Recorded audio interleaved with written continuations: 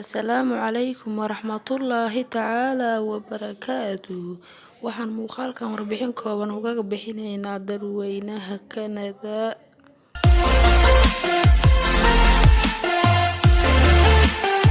Kanada waa dal dhaca Waqooyi Ameerika, wuxuuna ku fadhiyaa dhul ballaaran.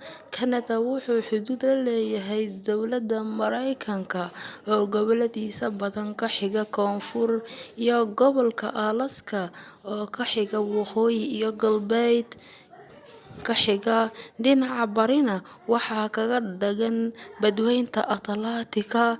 Kanada waa dowladda labaad ee ugu dhulka weyn adduunka, waxayna gaaraysaa 9,984,670 kiiloomitir iskuweer.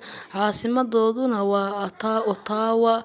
Dalka Kanada waxaa lagu xukumaa xukunka boqortooyada, luqadda looga hadlana waa Ingiriis, lacagta laga isticmaalana waa Canadian dollar.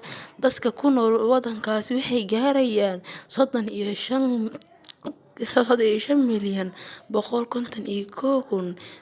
35,151,728.